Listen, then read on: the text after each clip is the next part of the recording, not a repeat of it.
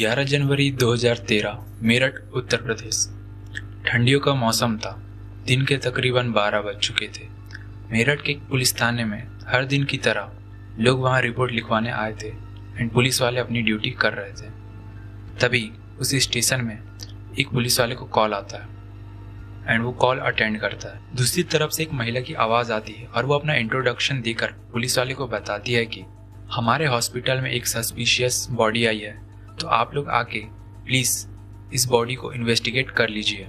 ये बातें सुनकर पुलिस वाला अपने सीनियर को ये इन्फॉर्म कर देता है एंड पूरी पुलिस की टीम 20 मिनट के अंदर हॉस्पिटल पहुंच जाती है। एंड जैसी पुलिस की टीम हॉस्पिटल पहुंचती है तो उन्हें एक लड़की की डेड बॉडी दिखाई देती है एंड उन्हें ये बात पता चलती है कि ये डेड बॉडी जिसकी है उसका नाम है प्रीति एंड वो उसकी उम्र 23 साल की है और वो मेरठ के शास्त्री नगर में रहती थी।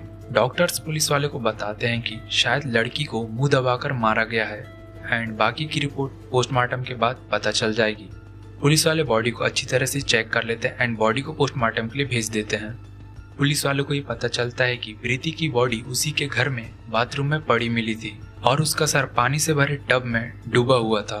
अब पुलिस वाले इतनी इंफॉर्मेशन लेकर प्रीति के घर पहुंच जाते हैं एंड वहां पर उन्हें ये बात पता चलती है कि प्रीति M.Com की स्टूडेंट थी एंड साथ ही वो UPSC की तैयारी कर रही थी। जब पुलिस वाले प्रीति के घर वालों से पूछताछ करते हैं एंड पूछते हैं कि सबसे पहले प्रीति की डेड बॉडी किसने देखी थी, तो प्रीति की बहन नेहा बताती है कि मैंने ही सबसे पहले प्रीति की बॉडी बाथरूम में देखी थी एंड उसका सिर प्लास्टिक के टब में डूबा हुआ था। नेहा ने बताया कि बॉडी देखने के बाद मैंने अपने माँ को इन्फॉर्म किया एंड उसके बाद मैंने प्रीति के दोस्त शाकिब को कॉल करके अपने घर बुलाया और हमारे ही कहने पर शाकिब प्रीति की बॉडी को लेकर हॉस्पिटल चले गया था।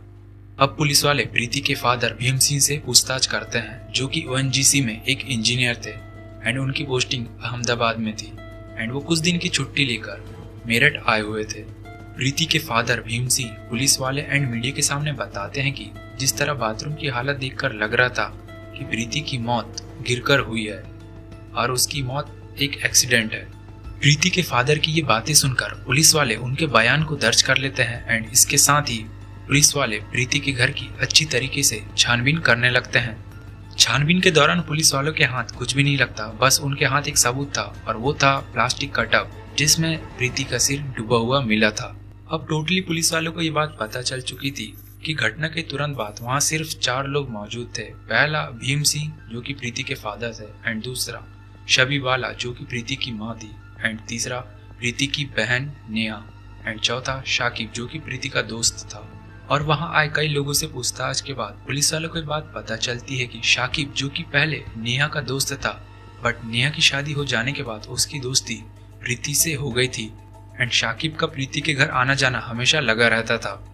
अब ये बातें सुनकर पुलिस वाले को अब शाकिब के ऊपर शक होने लगता है, मगर ये कहानी तब अलग मोड़ ले लेती है जब प्रीति की माँ शशि बाला पुलिस वालों को बताती है कि प्रीति का कातिल और कोई नहीं बल्कि उसका बाप है। पुलिस वाले भी ये बात सुनकर हैरान हो जाते हैं एंड प्रीति की माँ शबी बाला बताती है कि पहले से ही प्रीति के फादर अपनी दोनों बेटियों को पसंद नहीं करते थे। प्रीति की माँ की ये बातें सुनकर पुलिस वाले हैरान हो जाते हैं, बट प्रीति की माँ बताती है कि भीम सिंह पहले से ही अपनी दोनों बेटियों से नफरत करता था क्योंकि उसे बेटा चाहिए था। वो अक्सर अपनी बेटियों को चिल्लाया करता था एंड उन्हें मारा करता था और कई बार उसने अपनी दोनों बेटियों को मारने की भी कोशिश की थी। और जब पुलिस वाले नेहा से पूछताछ करते हैं तो वो भी इसी बात का जिक्र करती है।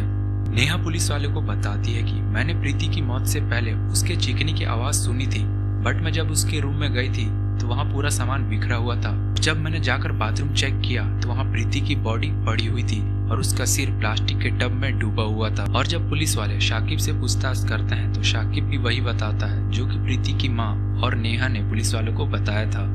और जब पुलिस वाले प्रीति के घर आए रिश्तेदारों से पूछताछ करते हैं तो प्रीति के फादर पर ही शक जताने लगते हैं। शुरू में तो इन तीनों के बयान सुनकर पुलिस वाले को यकीन नहीं होता, बट इस केस का खुलासा तब होता है जब 24 घंटे बाद पोस्टमार्टम की रिपोर्ट आती है। और आखिरकार 24 घंटे बाद पोस्टमार्टम की रिपोर्ट आ जाती है एंड उससे यह पता चल जाता है कि प्रीति की मौत दम घुटने से हुई है। जैसा कि पहले ही अस्पताल के डॉक्टरों ने बता दिया था कि प्रीति का कत्ल मुंह दबाकर किया गया होगा। अब पुलिस वाले फिर से प्रीति के फादर भीम सिंह को रिमांड पर लेते हैं एंड उससे पूछताछ करते हैं क्योंकि भीम सिंह ने पहले बताया था कि प्रीति की मौत सिर्फ एक एक्सीडेंट है। जब पुलिस वाले प्रीति के फादर से फिर से दोबारा पूछताछ करते हैं तो वो वही बात दोहराता है कि प्रीति की मौत फिसलने से हुई है। मगर जब अगली बार पुलिस वाले प्रीति के फादर के साथ सख्ती दिखाते हैं एंड उससे पूछताछ करते हैं तो भीम सिंह अपना जुर्म कबूल कर लेता है। जब भीम सिंह अपना जुर्म कबूल कर लेता है तो वो पुलिस वाले को बताता है कि हाँ, मैंने ही अपनी बेटी का कत्ल किया है।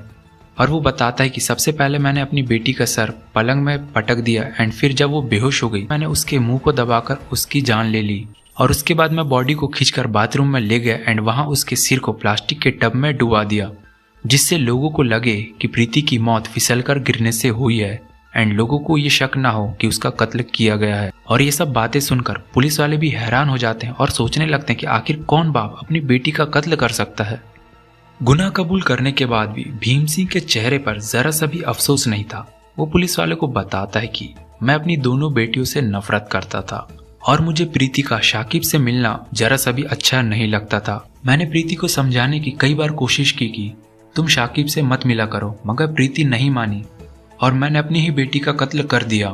तो दोस्तों at the end Bhim Singh को उसके किए की सजा तो मिलनी ही थी एंड कोर्ट ने उसे फांसी की सजा सुना दी। तो दोस्तों यहीं पर हमारी वीडियो एंड होती है। अगर आपको वीडियो पसंद आई तो चैनल को सब्सक्राइब करके वीडियो को लाइक जरूर कर देना। मिलते हैं हम लोग नेक्स्ट वीडियो में, तब तक के लिए बाय बाय।